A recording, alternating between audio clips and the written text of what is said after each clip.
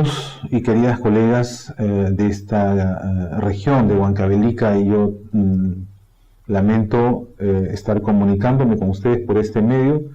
Debería haber estado presente allí con ustedes, pero circunstancias familiares inesperadas y algo complicadas y dolorosas no me permiten haber llegado.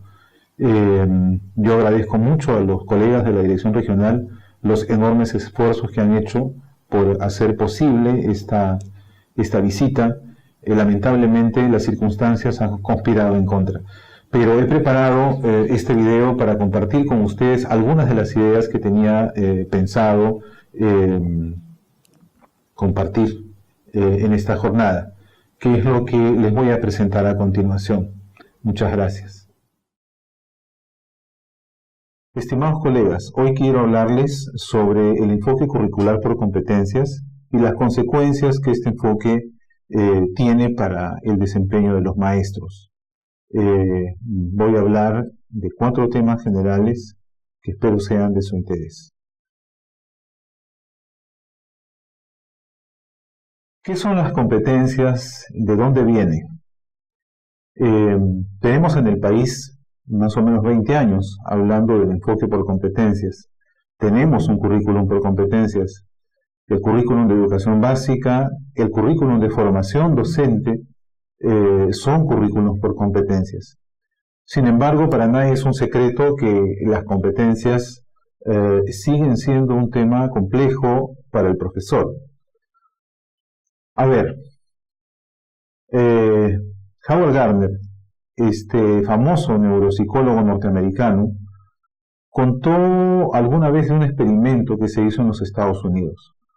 Se reunió en el salón de una universidad a estudiantes de física, estudiantes del tercio superior, muchachos con calificaciones muy altas, y se les repartió una hoja de papel a cada uno.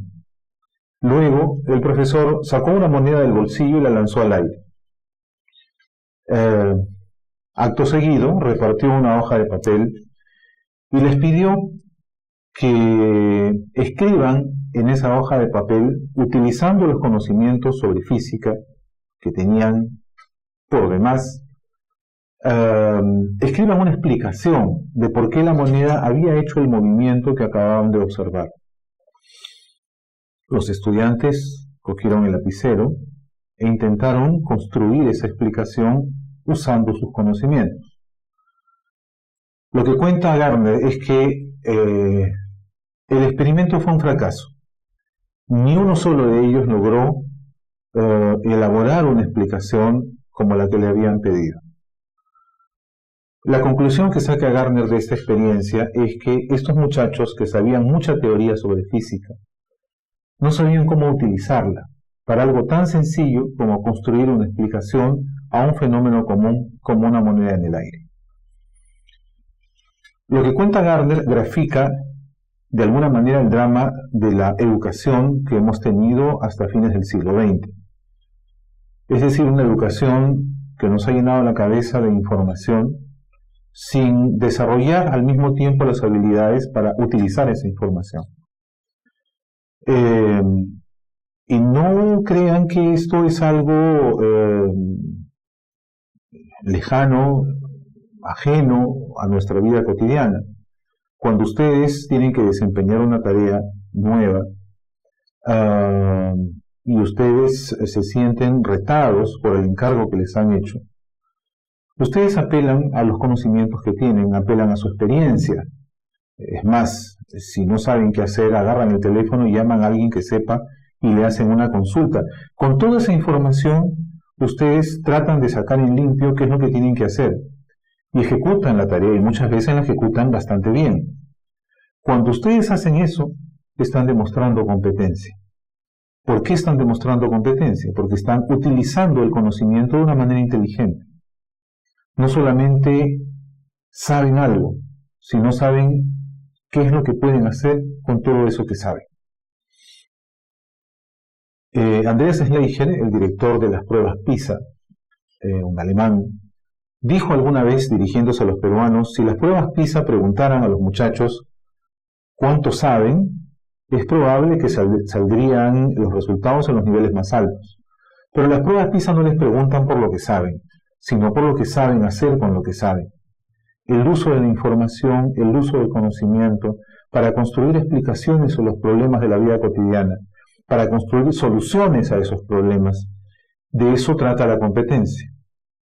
Cuando ustedes confrontan un problema, lo analizan detenidamente, pasan revista en su cabeza sobre las posibles respuestas frente a ese problema. Eligen una, la aplican y lo resuelven, ustedes están demostrando competencia. Cuando ustedes enfrentan un problema y actúan de manera mecánica, sin pensar demasiado la situación que tienen delante, y se equivocan, ustedes están demostrando incompetencia. La diferencia que hay entre una acción competente y una acción incompetente es el uso de la cabeza. Una acción competente supone reflexión, acción reflexiva. Una acción no competente es una acción irreflexiva, es decir, mecánica. Ahora, ¿de dónde ha salido esto? Miren, fines del siglo XX, todos los países del sistema de Naciones Unidas realizaron una conferencia mundial en Tailandia, un lejano país que está al norte de China. En esa conferencia, los países tomaron una decisión. Dijeron, miren, a lo largo de todo el siglo XX, los sistemas educativos en el mundo han progresado mucho, en el sentido que se han expandido. Han logrado reclutar cada vez más niños, cada vez más jóvenes. El porcentaje de los que están dentro del sistema es ahora bastante más alto que el porcentaje de los que están fuera. La educación se ha prácticamente universalizado. Sin embargo, se dijo en aquella oportunidad, el problema es que no nos hemos preguntado por lo más importante. Están aprendiendo y lo que están aprendiendo les está sirviendo en la vida para resolver los problemas en su vida familiar, en su vida laboral, en su vida profesional. Y ese ha sido y sigue siendo lamentablemente el drama de la educación ahora en el siglo XXI. Una educación que nos ha entregado una enorme cantidad de conocimientos sin darnos las habilidades para poder utilizarlos de manera reflexiva, inteligente, en todas las situaciones que confrontamos en la vida diaria. Y es así como no solamente el Perú, sino en general el mundo entero, iniciaron a fines de los años 90 reformas curriculares muy importantes. Reformas curriculares que apostaron claramente hacia un enfoque orientado al desarrollo de competencias, porque querían que las nuevas generaciones, a diferencia de las anteriores, sean generaciones capaces de emplear el conocimiento para resolver los graves problemas que tenemos como humanidad. Calentamiento global, discriminación, guerras, pobreza. Necesitábamos y seguimos necesitando una generación que no solamente se conforme con saber lo que pasa, sino que sepa actuar sobre lo que ocurre y pueda al mismo tiempo transformarlo. De ahí viene el enfoque por competencias. En el Perú, la reforma curricular de los 90 trajo esta novedad. De entonces a la fecha han pasado más de 20 años y curiosamente en el país seguimos teniendo dificultades para entender de qué se trata el trabajo por competencias. Insisto, como les decía al principio, el mundo entero está en esto ahora. Hay, digamos, una transición difícil hacia este enfoque, porque hemos estado casi 3 siglos, los sistemas educativos en el mundo habituados a entender la educación, a entender la enseñanza como una entrega ritual y dosificada de información. Esa era necesita terminar. Las sociedades actuales, el Perú, necesitan de niños y jóvenes que sepan relacionarse de otra manera con su realidad, que no se conformen con lo que heredaron de nosotros, los adultos. El nuevo enfoque por competencias en los currículos de educación básica, ¿qué cambios le plantean al profesor? ¿Es posible enseñar competencias de la misma manera como enseñábamos antes contenidos? Muchos piensan que sí. Y lo cierto es que los nuevos currículos plantean desafíos mayores a la profesión docente. En primer lugar, como ustedes habrán podido darse cuenta, la relación con el conocimiento ha cambiado de una manera radical. ¿Por qué los sistemas educativos se fundan en el mundo bajo la premisa de un modelo de enseñanza que se enfoca en la entrega de información? Porque los sistemas educativos en Occidente nacen a mediados del siglo XVIII. Era una época en la cual la sociedad no tenía acceso a la información. La educación era el privilegio de unas élites. No existía prensa escrita, radio, televisión, no había internet. Hoy en día hay todo eso. Hoy en día hablamos de sociedades hiperinformadas. La información está en todos lados y está al alcance de todo el mundo.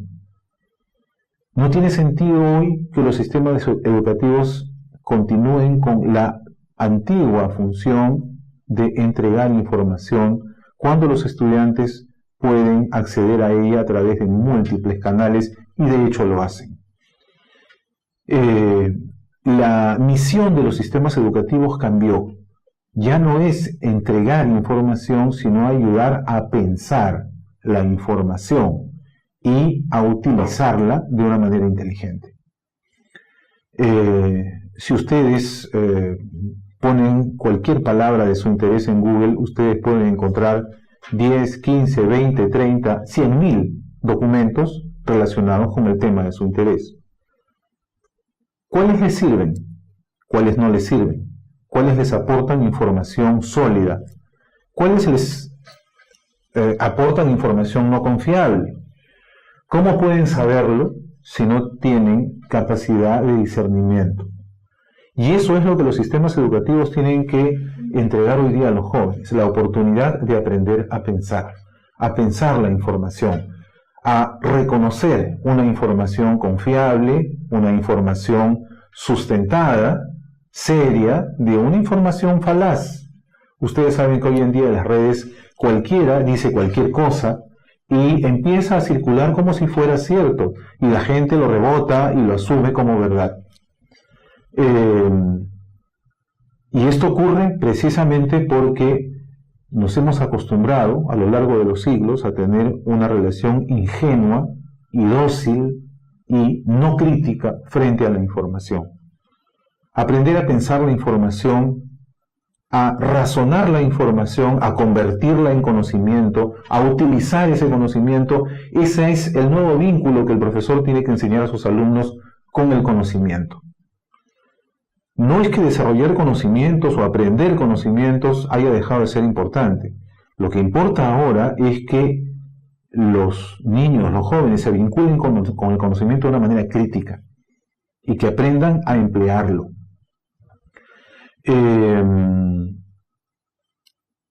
Hay una segunda cuestión que ha cambiado, muy importante para el profesor, es la relación con los estudiantes. Cuando se fundan los sistemas educativos y el rol del docente era entregar conocimientos, los alumnos eran vistos como una masa anónima, cuya única función era recibir y luego reproducir esa información. Hoy en día necesitamos, por el contrario, que los alumnos aprendan a actuar utilizando la información. Y para eso el profesor necesita hacer algo que en la historia de la educación en el mundo nunca antes había hecho. De una manera sustantiva, reiterada y significativa. Interactuar con ellos. La relación del profesor con los alumnos ahora es una relación de interacción activa. Dejaron, por lo tanto, de ser anónimos y pasaron a ser sujetos con nombre y apellido, con historia, con personalidades diferentes. Cuando yo no me tenía que relacionar con mis alumnos, todo iba bien, porque lo que tenía yo delante era un grupo de niños o de jóvenes callados, que me miraban y anotaban todo lo que yo decía. Hoy en día yo necesito que esos alumnos hablen, necesito que se comuniquen, necesito que expresen sus ideas, necesito que discutan sus ideas, necesito que argumenten sus ideas. Y para eso el salón va a tener que dejar de ser un salón quieto y callado. Va a necesitar convertirse en un salón donde haya comunicación, por lo tanto ruido, por lo tanto actividad. La relación con los estudiantes entonces dejó de ser una relación con un grupo de anónimos. Y eso a los profesores les plantea desafíos nuevos, porque todos nosotros sabemos que las personas no tenemos el mismo temperamento. Hay alumnos que son más callados, hay otros que son más locuaces. Hay personalidades más tímidas, hay personalidades más extrovertidas. Hay alumnos que son muy sociales, hay otros que son más reservados y solitarios. Hay estudiantes que son impulsivos y hay estudiantes más bien que son pasivos. La diversidad de maneras de ser, como en cualquier espacio donde se reúnan más de 2 seres humanos, es un hecho indiscutible. Y eso no quiere decir que el tímido esté mal y que el extrovertido esté bien, o que un muchacho muy extrovertido esté mal y que un muchacho más bien reservado y callado sea un modelo de comportamiento. Cada uno tiene derecho a elegir su manera de ser en el mundo, a construirla según sus preferencias. Eso hemos hecho todos nosotros. Y sin embargo, los profesores no estamos preparados para aceptar como legítima, como válida esa diversidad. Siempre tenemos la expectativa de que los estudiantes se comporten de una sola manera. Mientras menos se hagan notar, mientras menos ruido hagan, pensamos que todo va bien. Entonces hay estos 2 cambios importantes. La relación con el conocimiento, la relación con el alumno cambió de una manera radical. Ahora, en los salones, el escenario necesita ser otro. Cuando yo entro a un aula y me dicen que están desarrollando competencias y veo a todos los alumnos callados y al profesor hablando durante más de 1 hora, yo dudo sinceramente que allí se estén desarrollando competencias. El Ministerio de Educación de Colombia hace varios años lanzó un lema para mí interesante, retador, valioso. Decía, por una escuela bulliciosa y alegre, donde dé gusto aprender. Lo que me encantó fue lo de bulliciosa, porque lo que hemos heredado como valor a lo largo de los siglos es un aula en silencio. Esas cosas no pueden seguir siendo igual. Enseñar bajo el enfoque de competencias a lo largo de todos estos años, de estas últimas 2 décadas por lo menos, ha enfrentado distorsiones graves. Quiero compartir con ustedes varias de ellas. Por ejemplo, se nos ha dicho, y con razón, que un elemento importante para desarrollar una clase orientada al desarrollo de competencias hay que partir de una situación significativa. Una situación significativa, lo que se quiso decir cuando hablábamos de situación significativa, era de una situación, un problema, una pregunta, un hecho, una circunstancia cualquiera, que resultara significativa para los estudiantes, es decir, que les hiciera sentido, que despertara su curiosidad, que moviera su interés, que convocara espontáneamente su atención. ¿Qué es lo que ha pasado? Lo que ha pasado es que hemos creído que una situación significativa es significativa porque al profesor le parece significativo. Y eso es un error. A mí pueden parecerme significativas o importantes muchas cosas y a mis alumnos no. Proponer para el inicio de una clase, una situación que invite a los alumnos a abrir los ojos y a involucrarse, tiene un requisito, y es que yo tengo que conocerlos.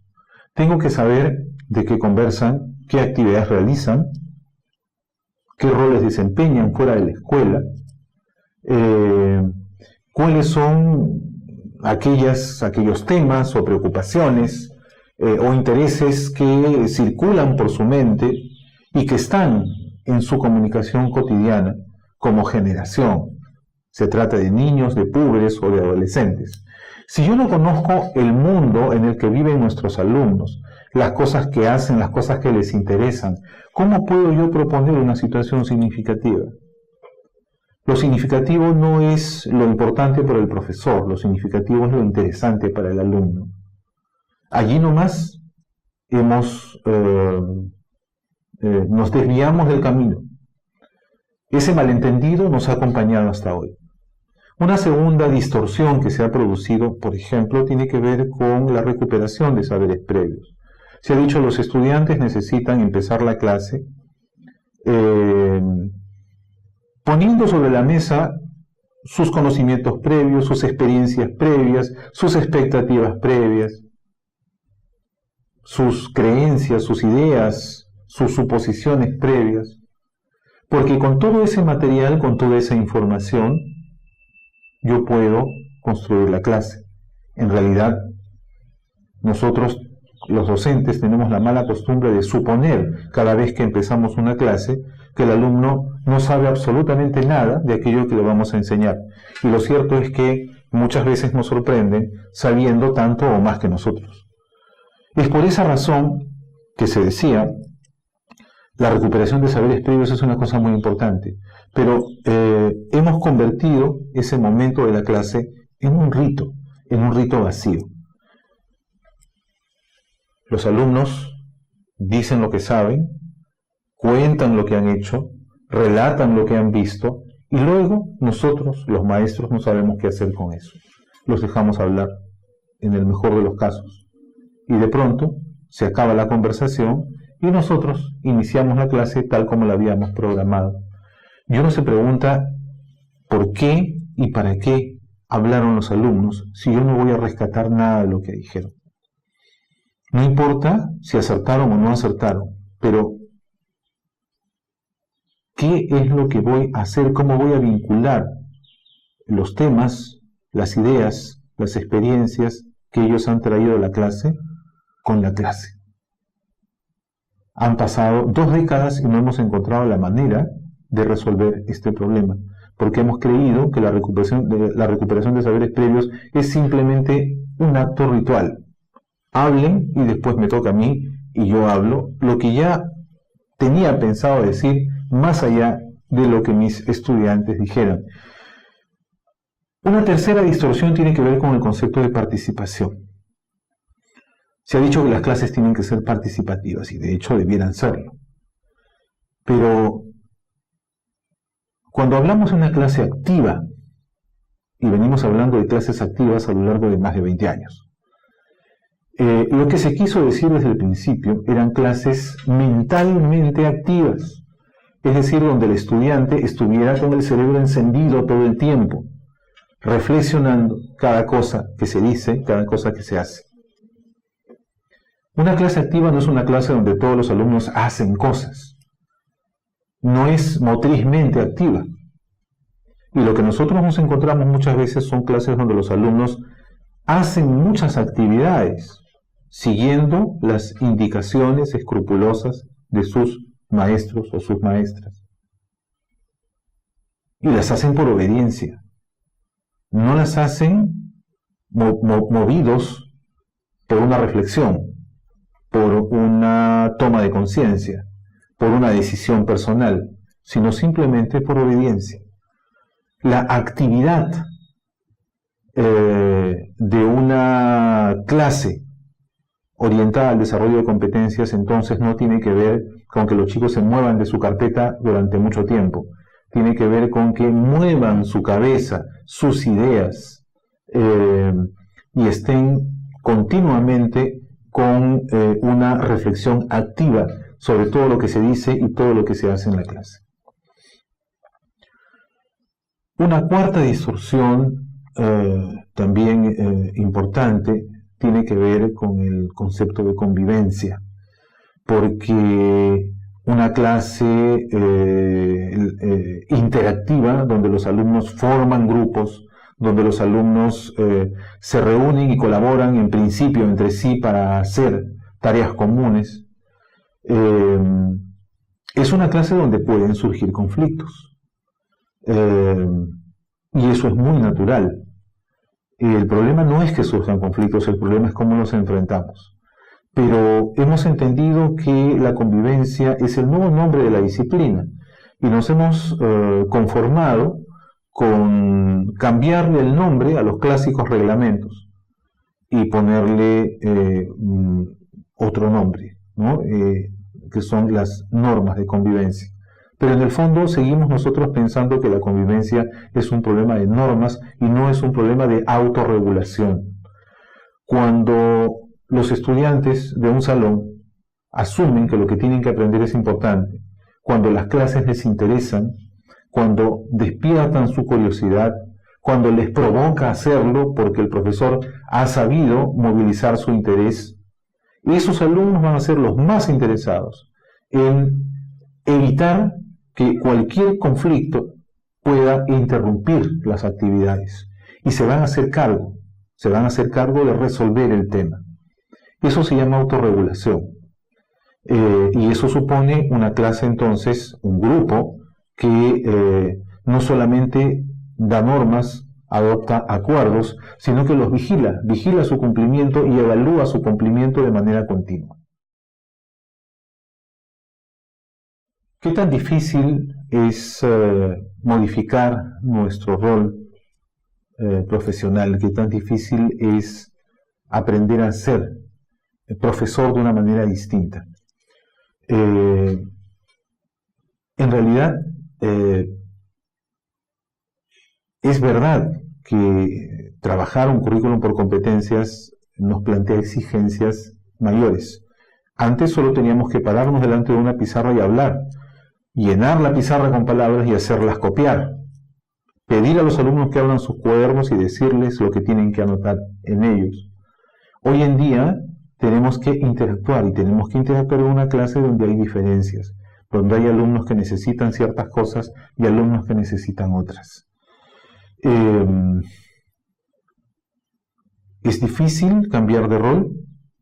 Lo que la experiencia demuestra es que no, que los profesores hacemos, a veces de manera inconsciente, muchas de las cosas que hoy se espera que hagan los profesores para trabajar en una perspectiva de competencias. Por ejemplo, se me acercó hace algunos años una profesora que estaba ya a punto de jubilarse y que en el último tramo de su trayectoria la habían bajado a primer grado. Hacía tantos años, me dijo, que yo no enseñaba a primer grado que me ha sido muy difícil el poder acostumbrarme. Yo le dije que cómo lo había asumido. Me dijo, lo asumí como un reto, lo asumí bien. Pero me di cuenta de una cosa, profesor, me dijo. Me di cuenta que había alumnos que ya sabían leer y escribir y otros que no. Y entonces yo me dije a mí misma, yo no puedo enseñarles lo mismo. Y ¿sabe qué? Solo tenía una pizarra. Entonces moví cielo y tierra y me conseguí otra. Y ahora enseño con 2 pizarras. En una pizarra trabajo con los niños que ya leen y escriben, y en otra pizarra trabajo con los que todavía no saben. Esta anécdota a mí me conmovió profundamente, por una razón. Esta señora, que se ha formado y prácticamente está culminando su carrera profesional, sin haber escuchado probablemente acerca del enfoque de competencias, estaba haciendo una cosa importantísima. Había detectado que en el salón habían necesidades distintas. Se había sentido muy perturbada frente a eso y había decidido que eso no podía continuar así. Ella tenía que responder a las necesidades de manera diferente. No podía ignorar que había niños que ya sabían y seguirles enseñando como si no supieran. Esta sensibilidad, esta empatía que la profesora ha demostrado con sus alumnos es un ingrediente básico del nuevo rol docente. Podría contarles también de profesores que yo me he encontrado en escuelas rurales, con una capacidad para hacer preguntas fabulosa. Estoy pensando ahorita en una escuela rural, en un cerro, en las afueras de Huaraz, una profesora que se paseaba por todos los grupos, haciendo preguntas, impidiendo que sea un solo niño el que se las responda, preguntándole a todos, escuchándolos con atención, haciendo repreguntas para que ellos puedan pensar antes de esperar la respuesta de la profesora. Esa profesora usaba las preguntas como una herramienta para generar reflexión. Este es otro ingrediente fundamental del rol docente que trabaja con un currículum por competencias. Me he encontrado con profesores también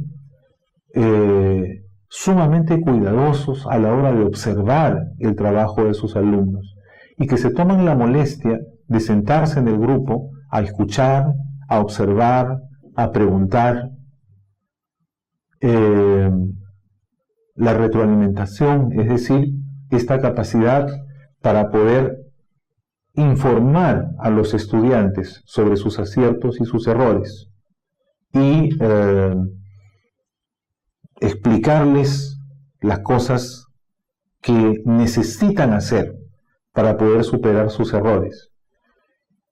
Esto es otro ingrediente fundamental que muchos docentes saben hacerlo porque tienen la paciencia y la disposición para hacer eso.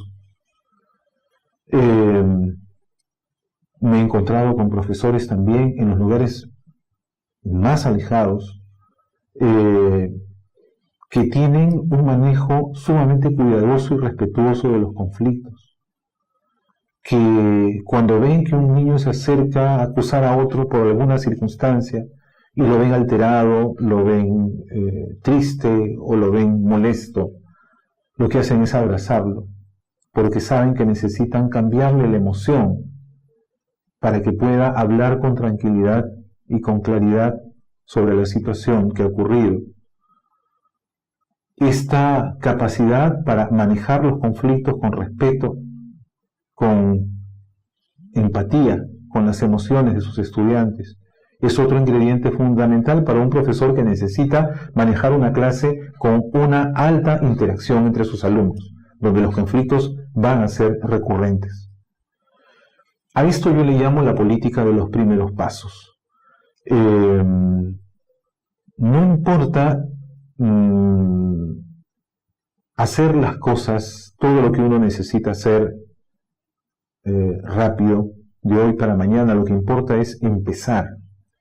Hay muchas cosas que hemos venido haciendo durante años y que están muy alineadas con lo que hoy se necesita y lo que hoy la sociedad espera de sus profesores.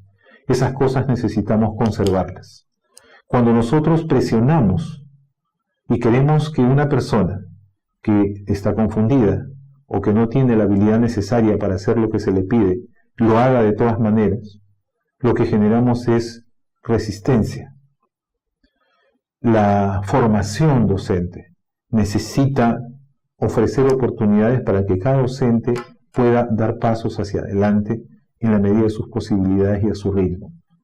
Un profesor que está acostumbrado solamente a exponer, un profesor que no tiene la habilidad para gestionar grupos. Yo lo que podría pedirle, por ejemplo, es que siga exponiendo, pero que deje espacios cada vez más amplios para responder preguntas, que haga preguntas abiertas, que no haga preguntas cerradas, que utilice muchos ejemplos, que parta de situaciones concretas que sean familiares para los niños y a partir de ahí empiece a hilvanar conceptos. Una clase expositiva puede ser una clase interactiva, sí, puede serlo. Puede ser una clase reflexiva, también puede serlo. Depende cómo enfoque yo la exposición. Pero entonces lo que quiero decirles, colegas, es que lo importante es ponerse en camino.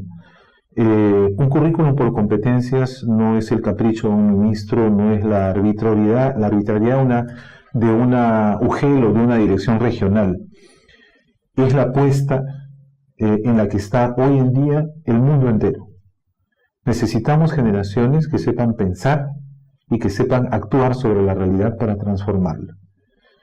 Ustedes son conscientes de todos los problemas que estamos viviendo en el país. Nosotros necesitamos que nuestros estudiantes no egresen de las aulas para reproducir las cosas que hoy estamos viendo. Necesitamos que salgan a cambiarlas y para eso necesitamos formarlos como seres pensantes, como seres competentes, capaces de actuar sobre los problemas y resolverlos, haciendo uso inteligente, uso reflexivo, uso creativo del conocimiento. No basta repetir el conocimiento producido y acumulado por la humanidad. Necesitamos producir conocimiento nuevo y para eso, hoy en día, lo que hay que activar en el cerebro de nuestros alumnos no es solo la memoria, es la capacidad de pensar y es la capacidad de crear. Yo estoy seguro que en esa dirección vamos a continuar caminando porque no hay dónde volver. Regresar a la educación de antes es no solamente retroceder el reloj de la historia para el sistema educativo, es retroceder el reloj de la historia para el país. Y eso es algo que no podemos permitir. Estas son algunas de las ideas que había pensado compartir con ustedes en un tiempo un poco más extenso del que nos ha podido ocupar hoy. Pero, como les dije al principio, espero que tengamos la oportunidad de podernos encontrar pronto. Espero en todo caso que estas reflexiones compartidas les hayan sido de utilidad. Muchas gracias.